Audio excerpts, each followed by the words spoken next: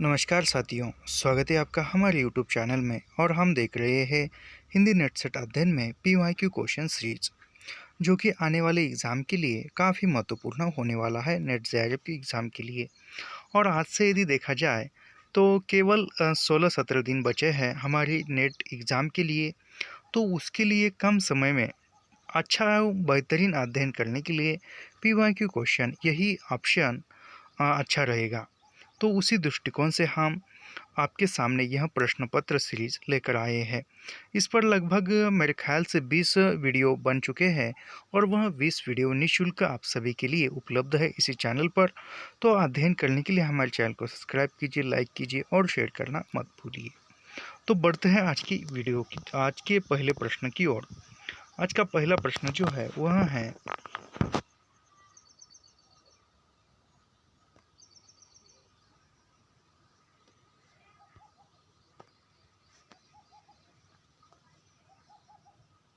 हुज़ैली के अनुसार फना का अर्थ है। तो हुज़ैली के अनुसार फना का अर्थ क्या है?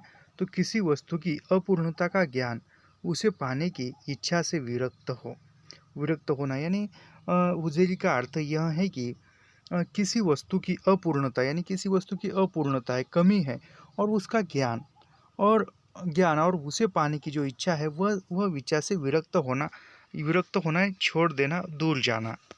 इसके बारे में पढ़ते हैं।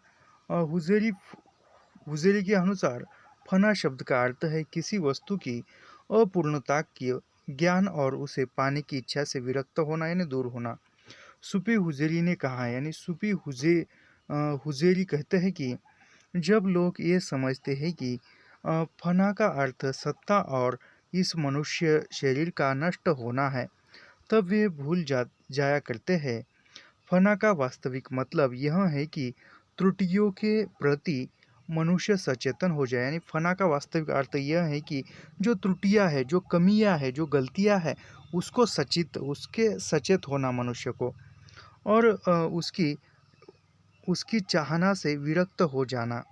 यह बिल्कुल नामुमकिन है कि परमात्मा के गुण मनुष्य के गुण बन जाए अथवा परमात्मा के गुण मनुष्य में आ जाए, यानी परमात्मा के गुण मनुष्य में आ जाए या मनुष्य के गुण परमात्मा में आ जाए। यह बिल्कुल नामुमकिन है, न के बराबर है। अगला प्रश्न है, किस राम पंचायती किस छंद में लिखी हुई है? तो राम पंचायती रोला छंद में लिखी हुई है। राम पंचायती कृष्ण भक्त शाखा के कवि नंददास द्वारा, यानी यह कृष्ण भक्ति शाखा जो थी, इसके कवि नंददास ने यह रास पंचायती काव्य ग्रंथ लिखा था। रास पंचायती रोला छंद में लिखा गया है। यह 5 अध्यायों में विभक्त, यानी रास पंचायती यह 5 अध्यायों में, 5 सर्गों में या 5 खंडों में कह सकते हैं। इस ग्रंथ में कृष्ण के रास लीला का अनुप्रासी युक्ति साहित्यिक भाषा में वर्णन है। योगी हरि ने इसे कविता का गीत कहा है, यानी रास पंचायती को विवेकी हरि ने हिंदी का गीत गोविंद कहा है, याद रखिए। अष्टछाप के कवियों में नंददास का स्थान काव्य सौष्ठव और भाषा की प्रांजलता से सूरदास के बाद है। अगला प्रश्न देखते हैं। मैं नारी उपावन प्रभु जग पावन, रावण रिपु जन सुखदाई, राजीव विलोचन भव भय मोचन, पाही पाही शरणहि आई। रामचरितमानस की उक्ति चौपाई में व्यक्त विचार किस पात्र का है? तो यह जो है अहिल्या का यह विचार है। इसके देखते हैं। तो मैं नारी, एक मिनट, मैं नारी अपावन प्रभु जग पावन, रावण रिपु जन सुखदाई, राजीव विलोचन भव भय मोचन, पाही पाही शरण ही आई। रामचरितमानस की उक्ति चौपाई में व्यक्त है।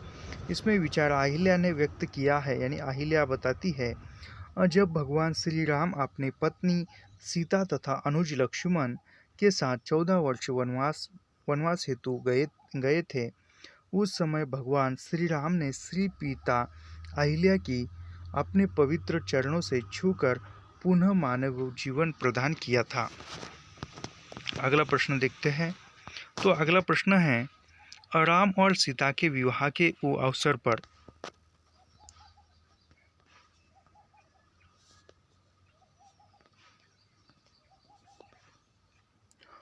राम और सीता के विवाह के अवसर पर किस कवि ने मिथिला की स्त्रियों से नारी गीत गवाया था? तो यह केशवदास ने ही किया था। केशवदास जी ने राम सीता के विवाह के अवसर पर मिथिला की स्त्रियों से गारी गीत गवाया है। केशवदास कृत रामचंद्रिका 1901 प्रबंध काव्य है में जो भगवान श्री राम के चरित्र पर आधारित है। यह 39 प्रकाशों में या 39 प्रकाश या अध्यायों में सर्गों में भी विभक्त है। अगला प्रश्न है, अच्युत चरण तरंगिनी शिव सिर मालती माल, हरि न बनाई सुरसरी कीजो इंदव भाल। इस दोहे के रचनाकार का नाम है। तो इस दोहे के रचनाकार का नाम रहीम है। यह रहीम का दोहा है। अभी यहाँ पर कुछ दोहे या उनके रचनाकार देखते हैं जो परीक्षा में पूछे जाने। अच्युत चरण तरंगिनी शिव सिर मालती माल, हरि न बनायो सुरसरी कीजो इंदव भाल। यह रहीमदास का है। ब्रह्ममय ढूंढियो पुराणन, गानन वेदरिया सुनी चौगुने चायन। यह रसखान का है। कत दिखाई कामिनी दई, दामिनी को यह बाह, थर थराती सो तन फिरे फरफराती घनमाह। यह रसलीन की पंक्ति है। वृंदावन विरहत फिरे राधानंद किशोर, नीरद दामिनी जानी संग मोहे डोरे और। यह राम समसायकी है, राम सहायकी है। अगला प्रश्न देखते हैं, निम्नलिखित काव्य कृतियों में से कौन सी कृति प्रबंध काव्य नहीं है? और प्रबंध काव्य कौन सा नहीं है? तो सुजान हित प्रबंधम, यह जो है प्रबंध काव्य नहीं है। चंडी चरित्र यह गुरु गोविंद सिंह का है, प्रबंध काव्य है। सुजान चरित सुदन का है, यह भी प्रबंध काव्य है। और रामचरित यह सुरती मिश्र का है और यह भी प्रबंध काव्य है।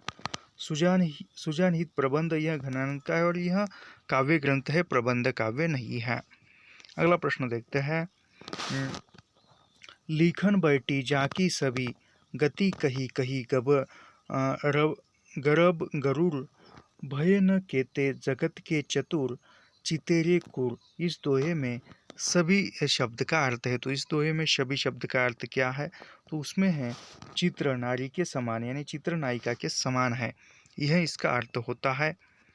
अगला प्रश्न देखते हैं, गीति संग्रह के रचनाकार है, यानी गीति संग्रह के रचनाकार कौन है? तो वह रसनिधि ने गीति संग्रह की रचना की है। इसके बारे में पढ़ते हैं। गीति संग्रह के रचनाकार रसनिधि है। रसनिधि की अन्य रचनाएं, अभी रसनिधि की अन्य रचनाओं में रतन हजारा, विष्णुपद, कीर्तन, कवित्व, 12 मासा, रसनिधि और रसिक गोविंद की रचनाएं देखते हैं। रसिक गोविंदानंद, पिंगल, रसिक गोविंद, युगल रस माधुरी, समय प्रबंध, लक्ष्मण चंद्रिका, अवधेश भाषा। यहाँ पर सुरती मिश्र की रचनाएं देखते हैं। अलंकार माला, रस रत्न माला, रस सरस, रस ग्राहक चंद्रिका, नक्षिक, काव्य सिद्धांत, रस रत्नाकार, भक्ति विनोद, श्रृंगार सागर, श्रीपति की रचना देखते हैं। काव्य सरोज, रस सागर और कवि कल्पद्रुम। यह जो है यह श्रीपति की रचनाएं हैं। अगला प्रश्न देखते हैं, शकुंतला नाटक किसकी रचना है? तो शकुंतला नाटक यह जो है यह नेवाज की रचना है। शकुंतला नाटक रेवाज की रचना यह शकुंतला नाटक नेवाज ने 1680 में लिखा था। शकुंतला नाटक वास्तव में नाटक न होकर एक काव्य ग्रंथ है, यानी शकुंतला नाटक यह नाटक न होकर वास्तविकता में एक काव्य ग्रंथ है। इसमें उत्तम छंद का प्रयोग किया गया है, रचा गया है, भावों का मार्मिक चित्रण मिलता है। मिश्र बंधुओं ने इनकी भाषा की बड़ी प्रशंसा की, यानी शकुंतला नाटक की मिश्र बंधुओं ने भाषा की प्रशंसा की है। संयोग श्रृंगार का इन्होंने विशेष वर्णन किया है। इनकी रचना शैली रीति स्वच्छंद कवि ठाकुर की समान है। नेवाज ने सहज ढंग से प्रेम व्यापार का वर्णन किया गया है। अगला प्रश्न देखते हैं, सुर सागर के पदों का भावानुसरण करते हुए किस कवि ने कृष्ण के जीवन का चित्रण किया है? यानी सुर सागर के पदों का भावानुसरण करते हुए किस कवि ने कृष्ण के जीवन का चित्रण किया है? तो यहाँ पर ब्रजवासीदास ने किया हुआ है। अगला प्रश्न देखते हैं।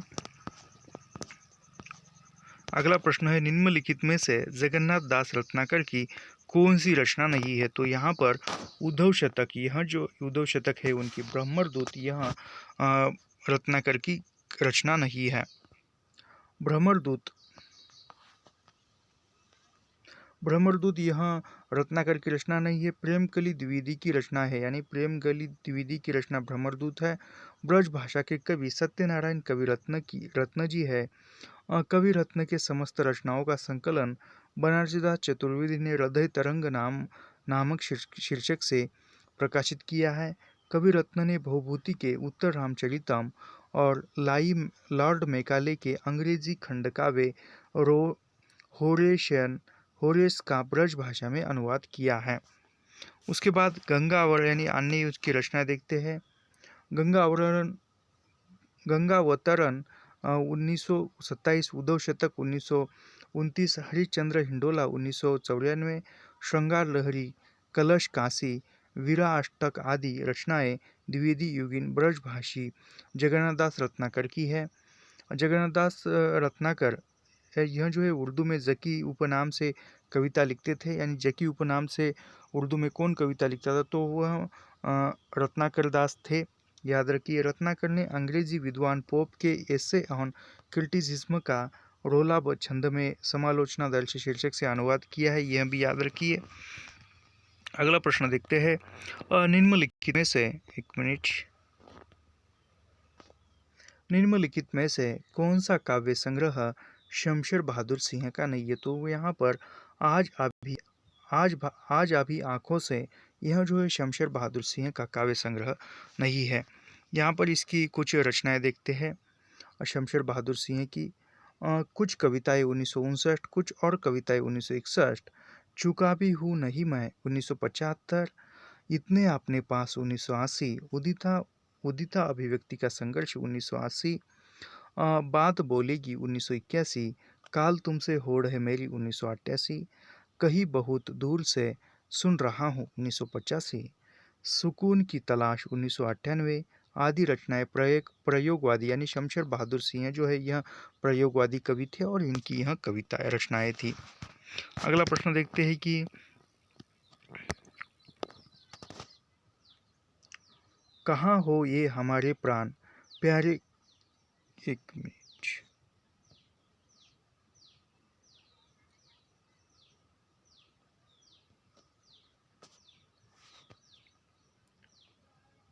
कहाँ हो ये हमारे प्राण प्यारे, किधर तुम छोड़कर हमको पधारे, बुढ़ापे में यह दुख भी देखना था, इसी को देखने को मैं बचा था।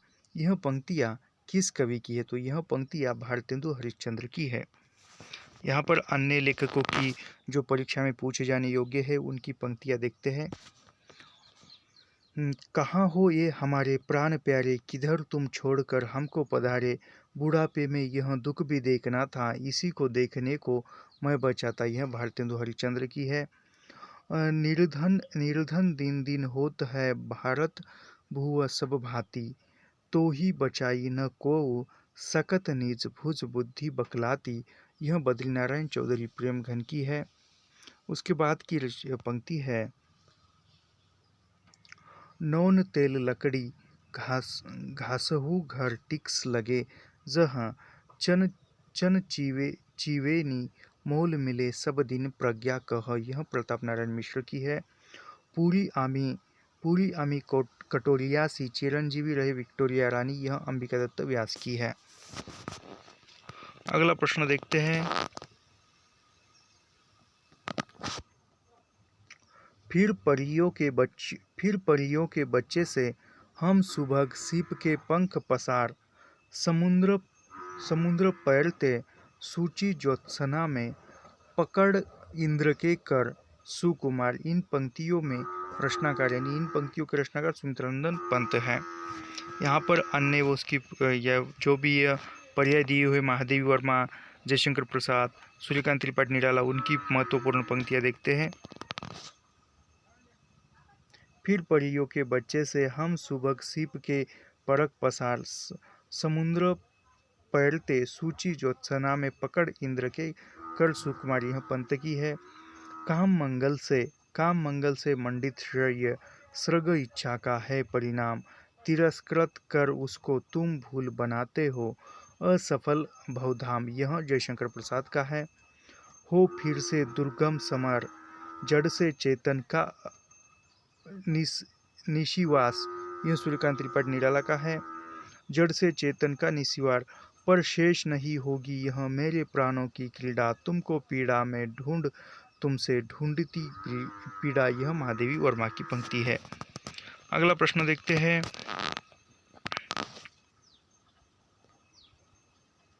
सबको निचोड़ लेकर तुम सुख से सूखे जीवन में बरसों प्रभात हिमकन सा आंसू इस विश्व सदन में। उक्त पंक्तियों के रचयिता है तो इसके रचयिता जो है जयशंकर प्रसाद है। अन्य पंक्तियां भी देखते हैं यहाँ पर शेष नहीं होगी यह मेरे प्राणों की क्रीड़ा। तुमको पीड़ा में तुमको ढूंढूगी पीड़ा। यह महादेवी वर्मा की है। वियोगी होगा पहला कवि आह से उपजा होगा। गान निकल कर आंखों से चुपचाप वही होगी कविता अनजान। यह सुमित्रानंद पंत की है। जागो फिर एक बार शेरों की मांद में आया है अब आज शार। यह सुमित्रानंदन पंत की है। अगला प्रश्न देखते हैं। निम्नलिखित में से कौन सी रचना सुमित्रानंद पंत की नहीं है? तो यहाँ पर अतिमा यह जो है निराला की है, सुमित्रानंद पंत की नहीं है। यहाँ पर पंत की रचनाएं देखते हैं। गीत कुंज 1954 प्रमुख छायावादी कवि सूर्यकांत त्रिपाठी निराला की है, यानी गीत कुंज यह निराला की है। सूर्यकांत त्रिपाठी निराला की अन्य रचनाएं देखते हैं। अनामिका 1923, परिमल 1930, गीतिका 1936, तुलसीदास 1938, कुकुरमुत्ता 1942, अनिमा 1943, बेला 1946, नए पत्ते 1946, अर्चना 1950 और आराधना 1953, सांदे काकली 1969। ये निराला की रचनाएं थी। अब हम सुमित्रानंद पंत की रचनाएं देखते हैं।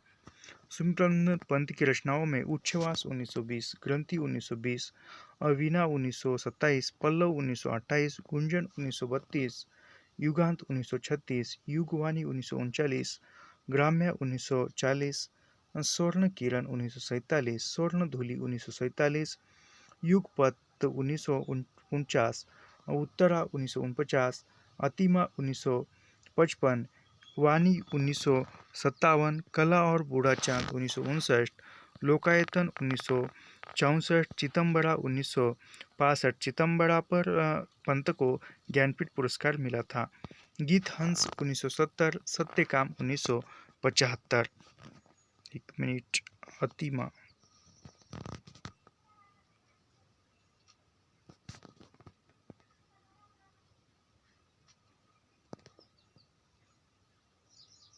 गीत कुंज है, मैंने इसका अतिमा बताया था, गीत कुंज है। निम्नलिखित में से कौन सी रचना महादेवी वर्मा की है? तो यहाँ पर महादेवी वर्मा की कौन सी रचना है? तो नीरजा जो है वह महादेवी वर्मा की रचना है। यहाँ देखते हैं। नीरजा 1935 में प्रकाशित महादेवी वर्मा की है। वीणा 1927 में प्रकाशित सुमित्रानंद पंत की है। गीतिका 1936 में प्रकाशित सूर्यकांत त्रिपाठी निराला की है। अगला प्रश्न देखते हैं। कहाँ जाऊँ हर दिशा में मृत्यु से भी बहुत आगे की अपरिमित दुनिया है। कविता की ये पंक्तियाँ कुंवर नारायण की किस, यानी कविता की ये पंक्तियाँ जो है कुंवर नारायण की किस काव्य संग्रह की है? तो वह आत्मजयी से है। कुंवर नारायण यह काव्य पंक्तियाँ कुंवर नारायण की है और कुंवर नारायण की आत्मजयी रचना से है। और कुंवर नारायण की अन्य रचनाएं चक्रव्यूह 1956, परिवेश हम तुम 1961, आत्मजयी 1965, अपने अपने सामने 1979, कोई नहीं दूसरा 1993, इन दिनों 2002, वादश्राव के बहाने 2008।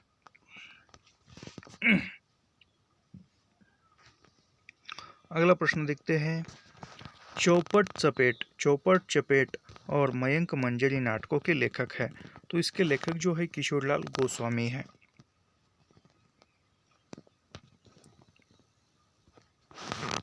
चौपट चपेट मयंक मंजरी 1881 में है तथा प्रणयी परिणय 1890 में रचित है। यह नाटक किशोरलाल गोस्वामी ने लिखे हुए है। इनके अगला प्रश्न देखते हैं। डॉक्टर गोपाल राय के अनुसार हिंदी में नावेल के अर्थ में उपन्यास पद का प्रथम प्रयोग किसने किया, तो वह भारतेंदु हरिश्चंद्र ने किया है। उपन्यास पद का सर्वप्रथम प्रयोग भारतेंदु हरिश्चंद्र ने किया है। हिंदी में नावेल के अर्थ में उपन्यास शब्द का प्रथम प्रयोग भारतेंदु हरिश्चंद्र ने 1875 में हरिश्चंद्र चंद्रिका में प्रकाशित अपने अपूर्ण रचना मालती के लिए किया है। यानी भारतेंदु ने किस रचना के लिए उपन्यास पद का या उपन्यास शब्द का प्रयोग किया है, तो मालती रचना के लिए किया है, जो अपूर्ण रचना थी। अगला प्रश्न देखते हैं। पांडे बेचैन शर्मा उग्र द्वारा रचित उपन्यास नहीं है, तो चंद हसीनों के खतूत यह है। दिल्ली का दलाल है इनका उपन्यास, लेकिन दिल्ली का कलंक इनका नहीं है। बद्दुआ की बेटी है, दिल्ली का दलाल भी है, और दिल्ली का कलंक यह जो है, यह पांडे बेचैन शर्मा उग्र का उपन्यास नहीं है। उग्र का अन्य इनके उपन्यास देखते हैं। पैसे का साथी 1928, दिल्ली का व्यभिचार 1928, वेशापुत्र 1929, मास्टर साहब 1927, सत्याग्रह 1930, दुराचार के अड्डे 1930, रहस्यमयी 1931, दिल्ली का कलंक 1936। अभी दिल्ली का कलंक भी यहाँ पर दिया हुआ है।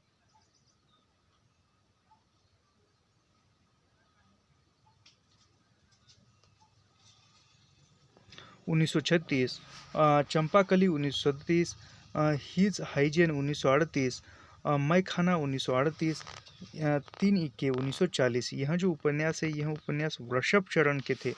वृषभ चरण जैन के उपन्यास है। यह दिल्ली का व्यभिचार 1928, वेशापुत्र 1929, मास्टर साहब 1927, सत्याग्रह 1930, दुराचारी के अड्डे 1930, रहस्यमय 1931, दिल्ली का कलंक 1936, चंपाकली 1937, हिज हाइजेन 1938 और मैं खाना 1938, तीन इक्के 1940। यह जो है वृषभ चरण जैन की रचनाएं थी, उपन्यास थे। और यह अभी बेचैन शर्मा उग्र के देखते हैं। उग्र के हैं चंद हसीनों के खतूब, जो पत्रात्मक शैली में लिखा हुआ है 1927, दिल्ली का दलाल 1927, बद्दुआ की बेटी 1928, शराबी 1930, सरकार तुम्हारी आंखों में 1937, चॉकलेट 1927, जीजी 1937, फागुन के दिन 4 1960 और जीहू 1963। अगला देखते हैं ऊपर प्रश्न। कर्नट कबीलों के जीवन यथार्थ को विविध पक्षों पर आधारित उपन्यास है, तो यह जो है कब तक पुकारो, जो रांगे राघव का उपन्यास है। कब तक पुकारो, जो कर्नट कबीले के जीवन यथार्थ के सभी पक्षों को उजागर किया है। इसके बारे में हम पढ़ते हैं।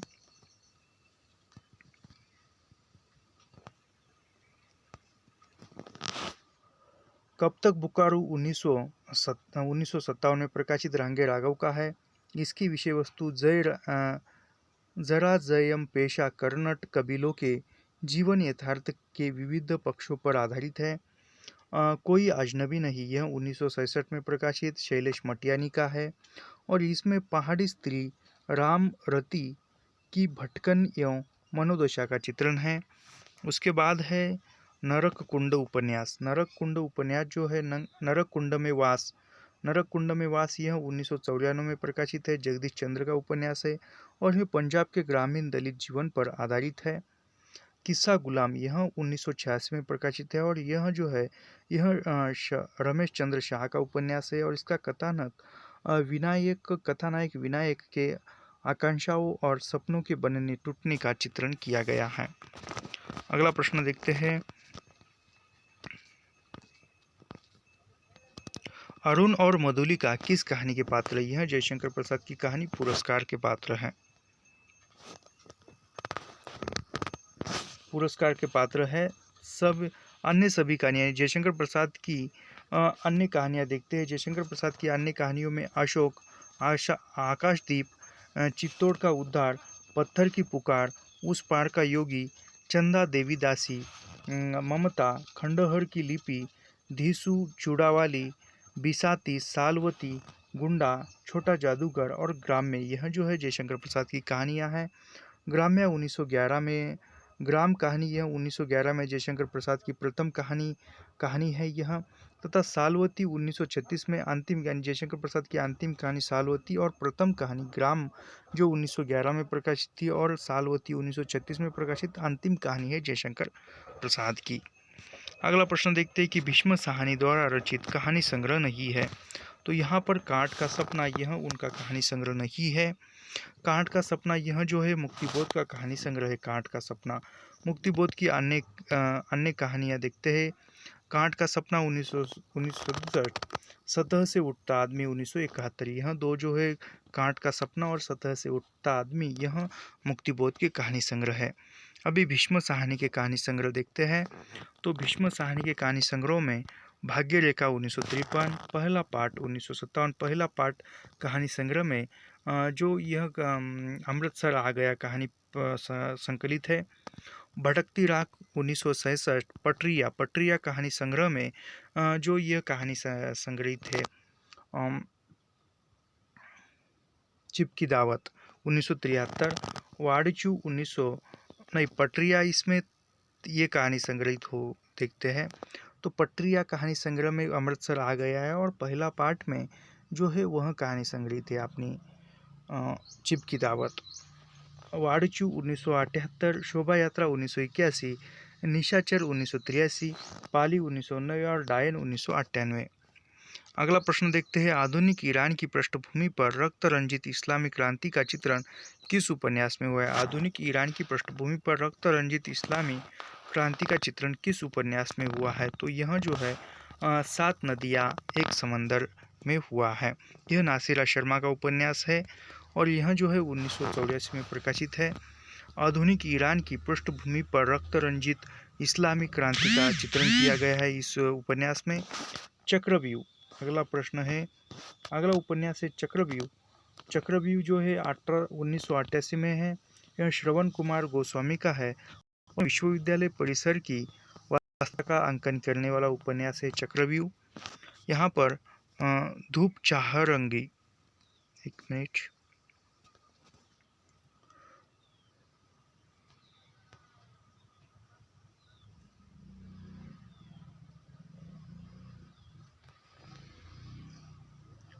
धूप छाई रंग 1970 में है। यह गिरीश आस्था का उपन्यास है और यह द्वितीय विश्व युद्ध और दर्पण की जिंदगी का द्वितीय विश्व युद्ध और दफ्तर की जिंदगी का बड़े पैमाने पर चित्रण करने वाला है।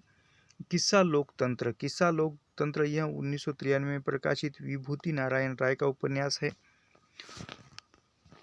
अगला प्रश्न देखते हैं। जैनेन्द्र कुमार द्वारा रचित कहानी संग्रह नहीं है। तो जैनेन्द्र कुमार ने जो है वह इंसान के खंडहर यह कहानी संग्रह नहीं लिखा है उन्होंने। इंसान के खंडहर 1950 नामक कहानी संग्रह जो मोहन राकेश का है। इंसान के खंडहर मोहन राकेश की अन्य कहानी संग्रह देखते हैं।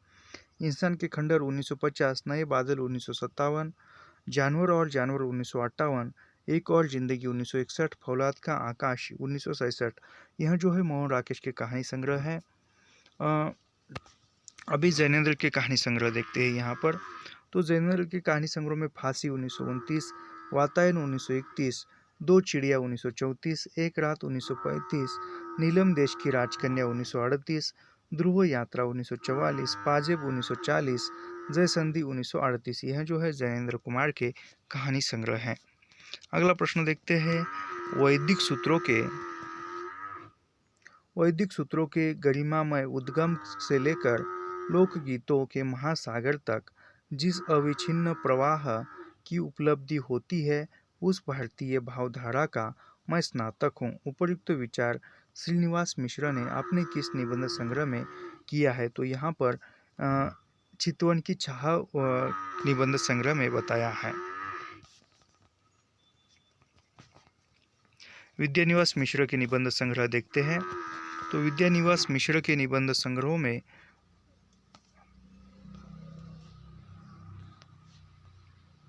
विद्यानिवास मिश्र के निबंध संग्रह चितवन की चाह 1953, हल्दी धूप 1955, कुदम की फूल डाली 1956, तुम चंदन हम पानी 1957, आंगन का पंछी और बंजारा मन 1963, मैंने सील पहुंचाई 1967, बसंत आ गया पर कोई उत्कंठा नहीं 1972, मेरे राम का मुकुट भीग रहा है 1974, परंपरा बंधन नहीं 1976, कटीले तारों के आर पार 1976,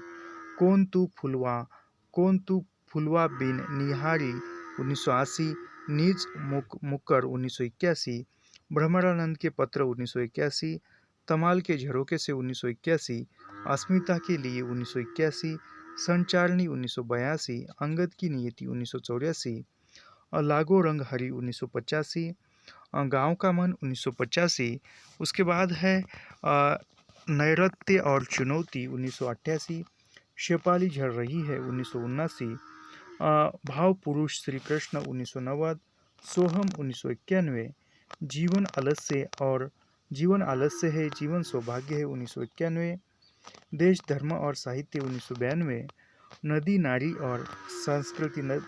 और संस्कृति 1993, और फागुन दुहिरे दीना 1994, सीरीज की याद आई 1995, भारतीय चिंतन धारा 1995, साहित्य का खुला आकाश 1996, लोक आर लोक का शोर 2000, रथ यात्रा 2002, गिर रहा है आज पानी 2001, स्वरूप विमर्श 2001, गांधी जी का करुण रस 2002, थोड़ी सी जगह दे 2004, और कितने चौराहे 2007। उसके बाद है साहित्य के सरोकार 2007। यह जो है विवेकी राय के विद्यानिवास मिश्र के निबंध संग्रह है। अगला प्रश्न देखते हैं यहाँ पर, एक मिनट।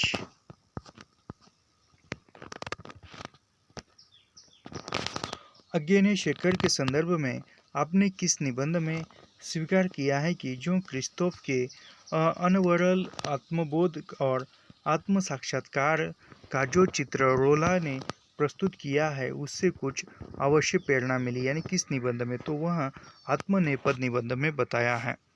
शेखर एक जीवनी 2 भागों में है। प्रथम भाग 1940 में प्रकाशित है और शेखर एक जीवनी का द्वितीय भाग 1944 में प्रकाशित है। आत्मनेपद यह आलोचना या समीक्षात्मक भी रचना है और निबंध की भी रचना है। किसकी? अज्ञे की। अभी यहाँ पर आगे के निबंध संग्रह देखते हैं। आगे का पूरा नाम जो था वह सच्चिदानंद हीरानंद वात्स्ययन आगे था। आगे के निबंध त्रिशंकु 1945, सब रंग और कुछ राग 1956, आत्मनेपद 1960, आलबाल 1971, लिखी कागज कोरे 1972, भवंती 1972, आत्रा 1975, आदितन 1977, जो लिखी 1977, स्रोत और सेतु 1978, युग संधियों पर 1982, धार और किनारे 1982, कहाँ है द्वारका 1982, केंद्र और परिधि 1984, छाया का आंचल 1984, सृजना और संदर्भ 1985, स्मृति छंद 1998 और संवत्सर 1978। यह जो है आगे के निबंध संग्रह है। अगला प्रश्न देखते हैं। आज इस पराजय की बेला में सिद्ध हुआ झूठी थी सारी निर्वायता भविष्य की, केवल कर्म सत्य है मानवता जो करता, इसलिए समय उसी में निहित है भविष्य युगता। यह अंधा युग का है और अंधा युग नाटक का युक्त संवाद किस अंक से? तो यह जो है यह पशु का उदय इस अंक से है। अभी यहाँ पर कुछ देखते हैं, यहाँ पर महत्वपूर्ण कथन है, तो वह आंधा युग नाटक से ही है और किस अंक से है देखते हैं। हे कुरुक्षेत्र से कुछ भी हे कुरुक्षेत्र हे कुछ हे कुरुक्षेत्र से कुछ भिकमर न आई। जीत या हारा बची खूंचा कौरव दल। जो जाने जिसकी लोथों पर जा उतरेगा। नर यह नरभक्षी गिद्धों का भूखा भूखा बादल। अंतपुर में मरघट की सी खामोशी। कृश गांधारी बैठी है शीश झुकाए। सिंहासन पर धृतराष्ट्र मौन बैठे। संजय अब तक कुछ भी संवाद न लाए। यह जो है कौरव नगरी यानी प्रथम अंक का है और यहाँ पर जो पहरी द्वारा गाया हुआ यह कथन, पहरी द्वारा बताया हुआ यह कथन है। अगला है गांधारी का शाप यानी तीसरे अंक से है। और जब पुत्र वह पराक्रमी यशस्वी संजय चलो, वही रहने दो युवत्सु को। पुत्र कहीं छुप जाओ, प्राण बचाओ, अब तुम ही हो आश्रय अपने अपने अंधे पिता वृद्ध माता के। यानी यह गांधारी का शाप यानी तीसरे अंक से है। इसके बाद देखते हैं आज इस पराजय की बेला में युग युग तक का यानी यह पशु का उदय यानी यह दूसरे अंक का है। तुम जो हो शब्द ब्रह्म अर्थों के परम अर्थ। जिसका आश्रय पाकर वाणी होती है व्यर्थ। मैं तुम्हें नमन है उन्हें नमन करते आए हैं जो निर्मल मन। सदियों के लजीला का गायन। यह प्रभु की मृत्यु यानी समापन अंतिम का है। अगला प्रश्न देखते हैं। समझदारी आने पर, यह चाणक्य का कथन है चंद्रगुप्त नाटक का। समझदारी आने पर यौन चला जाता है। जब तक माला गूंथी जाती है फूल कुमला जाते हैं। जयशंकर प्रसाद कृत चंद्रगुप्त नाटक का उक्त संवाद किस पात्रक ने बोला है? तो यह चाणक्य ने बोला हुआ है। समझदारी आने पर यौन, और यह किसमें महत्वपूर्ण कथन है? मैं भाषा को ठीक करने से पहले मैं मनुष्य को ठीक करना चाहता हूँ। यह भी चाणक्य का चंद्रगुप्त नाटक से काफी महत्वपूर्ण कथन है।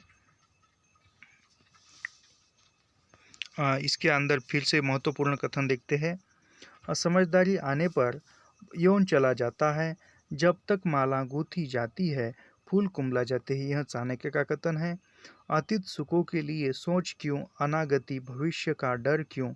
वर्तमान को मैं अपने अनुकूल बना ही लूँगा। यह सिंहरण का कथन है। चंद्रगुप्त नाटक में सिंहरण का कथन है। और चंद्रगुप्त का कथन है कि आर्य संसार भर की नीति और शिक्षा का अर्थ मैंने यही समझा है कि आत्मा सम्मान के लिए मर मिटना ही दिव्य जीवन है। यह चंद्रगुप्त का है। इसके बाद और एक कार्नेलिय का कथन है कि मुझे इस देश से जन्मभूमि के समान स्नेह होता जा रहा है। यह कार्नेलिय का कथन है चंद्रगुप्त नाटक का। यह भी परीक्षा में पूछा था पिछले। अगला प्रश्न देखते हैं। काव्य शोभाया कर्तारो धर्मा गुना। यह किस आचार्य की उक्ति है? तो यह जो है यह वामन की उक्ति है। काव्य शोभाया कार्यारो कर्तारो धर्म गुना। यह वामन का है। सुख दुखात्मक कोरस। यह विश्वनाथ की उक्ति है। तदस्यो शब्दार्थो सगुणालंकृति पुनः क्लैपी। यह मम्मट का है। सहृदया क्लानि दिश शब्दार्थ अर्थवेत मेव काव्य लक्षणम। यह आनंदवर्धन की उक्ति है। अगला प्रश्न देखते हैं। जहाँ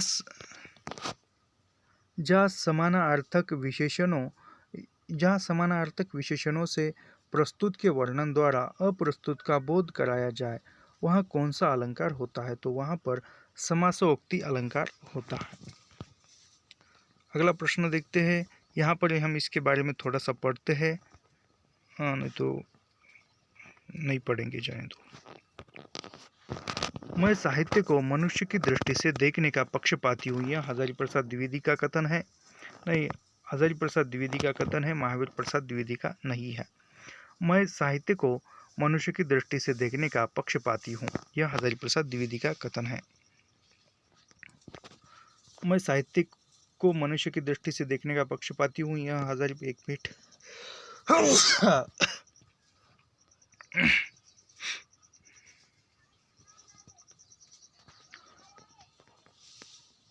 अंतकरण की वृत्तियों के चित्त का नाम कविता है। यह महावीर प्रसाद द्विवेदी का है। कविता का अंतिम लक्ष्य जगत के मार्मिक पक्षों का प्रत्यक्षीकरण करके उसके साथ मनुष्य का सामंजस्य स्थापना है। यह रामचंद्र शुक्ल का कथन है। काव्य तो प्रकृति मानव। एक मिनट रुकिए भाई साहब।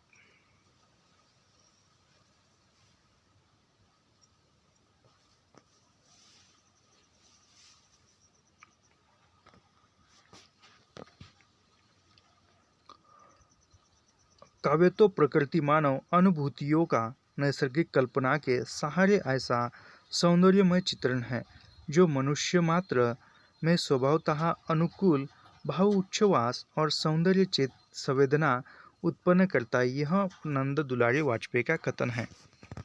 अगला प्रश्न देखते हैं कि निम्नलिखित में से किस आचार्य ने अलंकार को काव्य की आत्मा मानकर रस का महत्व गौण किया है। तो यह भामह ने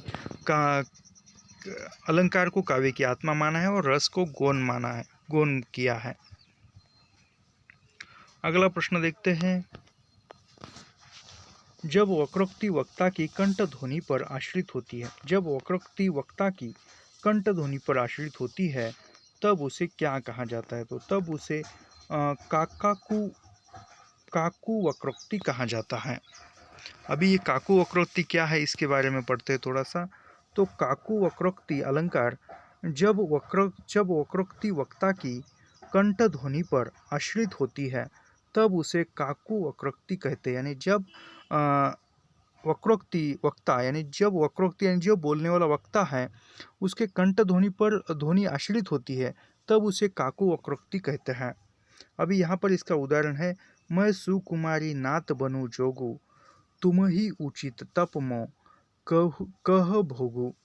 अभी यहाँ पर संभंगलेश यानी सभंगलेश अलंकार कौन सा है। सभंगलेश जहाँ श्लिष्ट पद के खंड करके दो या दो से अधिक अर्थ प्राप्त हो वहाँ सभंग श्लेष अलंकार होता है। यानी जहाँ श्लिष्ट पद है, श्लिष्ट पद के खंड करके उसके दो या दो से अधिक अर्थ निकाले जाते हैं वहाँ पर सभंग श्लेष अलंकार उत्पन्न होता है। इसका उदाहरण देखते हैं। चील जीवे जोरी जुए क्यों न स्नेही गंभीर को घटी ये वृक्ष भानुजा वे हलधर के वीर। अभंग श्लेष देखते हैं यहाँ पर। अभी ऊपर हमने सभंग श्लेष देखा, यहाँ पर अभंग श्लेष देखते हैं। तो अभंग श्लेष अलंकार में जहाँ श्लिष्ट पदों का बिना खंड किए यानी सभंग श्लेष यानी पदों का खंड करके अर्थ निकालना, और अभंग श्लेष अलंकार में पदों का बिना खंड किए यानी एक साथ एक ही अर्थ निकालना, या दो से अधिक अर्थ प्राप्त हो यानी बिना खंड किए एक या दो से अधिक अर्थ प्राप्त होते हैं वहाँ अभंग श्लेष अलंकार होता है। रही मन पानी राखियो बिना पानी सब सून पानी गए गए उबरो मोती मानस चून। यहाँ पर ऐसा। अगला प्रश्न देखते हैं। इनमें से कौन सा ग्रंथ आचार्य भामह का है। तो आचार्य भामह का ग्रंथ यहाँ पर काव्य अलंकार है। काव्य अलंकार भामह का ग्रंथ है। काव्यदर्श दंडी का ग्रंथ है। साहित्य दर्पण विश्वनाथ का है और ध्वन्यालोक यह आनंदवर्धन का ग्रंथ है। अगला प्रश्न देखते हैं। स्वाधीनता प्राप्ति के लिए अवसर पर लिखी गई निम्नलिखित कविता किस कवि की है। यानी स्वाधीनता प्राप्ति अवसर पर लिखी हुई निम्नलिखित कविता किस कवि की है यह पहचानना है। मुक्त गगन है, मुक्त पवन है, मुक्त सांस गर्बीली, और लांग सात लांबी सदियों को हुई श्रृंखला ढीली, टूटी नहीं लगा अभी तक उपनिवेश का दाग, बोली तिरंगे मुझे तुझे उड़ाऊं या की जगाऊं आग। यह जो है माखनलाल चतुर्वेदी की है। माखनलाल चतुर्वेदी का उपनाम एक भारतीय आत्मा था, याद रखिए। यह देखते हैं। हो जाने दो गर्क नशे में मत पड़ने दो फर्क नशे में, यह बालकृष्ण शर्मा नवीन की उक्ति है। कर पाता यदि मुक्त हृदय को मस्तक के शासन से उतर पड़ता बाह दलित की मंत्री के आसन से। यह जो है रामधारी सिंह दिनकर की पंक्ति है। अगला प्रश्न देखते हैं, निम्नलिखित में से कौन प्रपद्यवादी कवि नहीं है? तो यहाँ पर प्रपद्यवादी कवि कौन नहीं है? तो वह गिरिजा कुमार माथुर यह जो है प्रपद्यवादी कवि नहीं है। अभी यहाँ पर प्रपद्यवाद के बारे में थोड़ा सा पढ़ते हैं। प्रपद्यवाद का प्रवर्तन नलिन विलोचन शर्मा ने किया है, 1956 में किया है। प्रपद्यवाद का प्रवर्तन 1956 में नलिन विलोचन शर्मा ने किया है। में प्रकाशित नकेतन के प्रपद्य यानी नकेन के प्रपद्य संकलन में किया है। प्रपद्यवाद को नकेनवाद यानी प्रपद्यवाद को नकेनवाद कहा जाता है तथा नकेनवाद को प्रपद्यवाद कहा जाता है।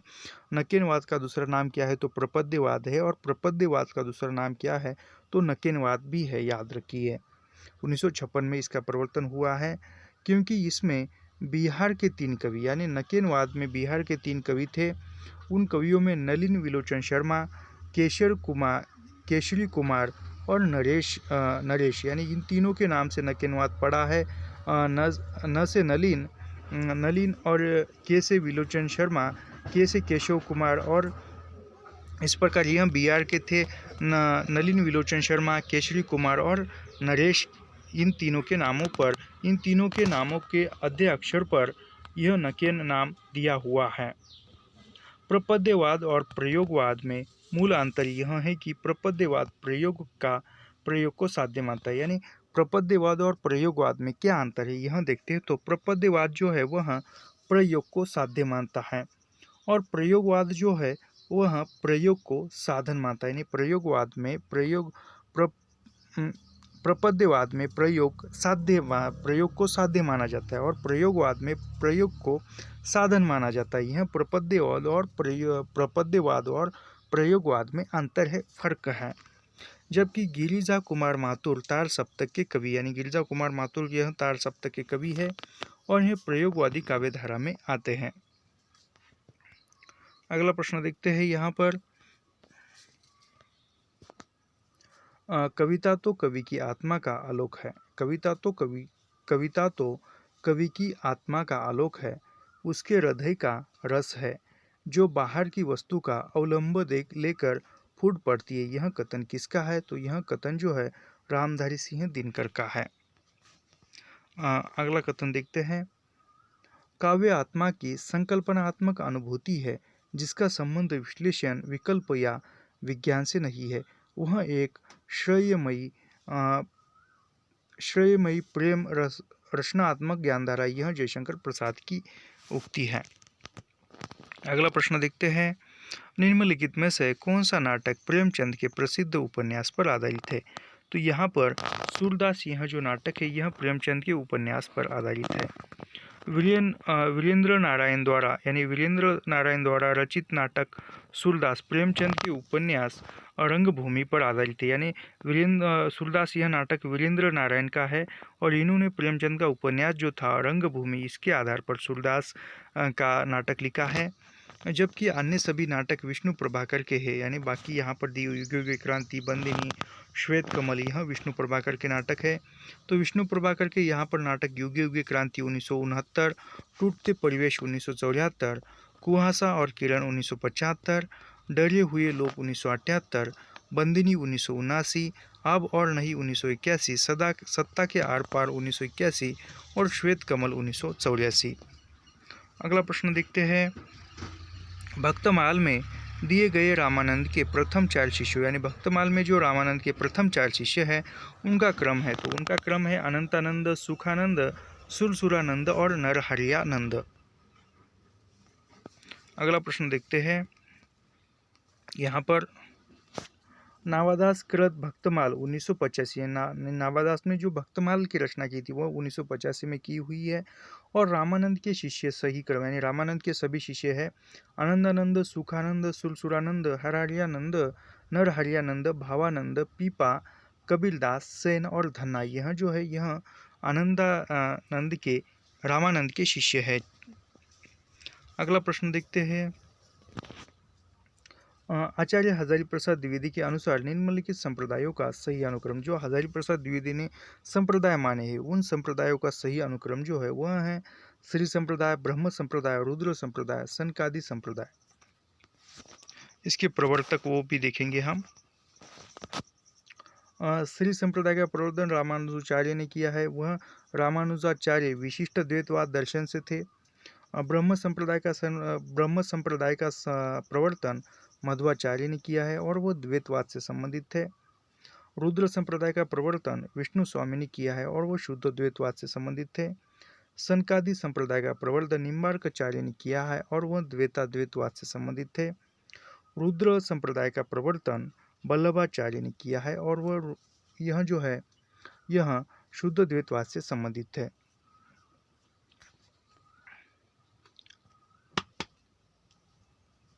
तो आज के लिए यहाँ पर रुकते हैं।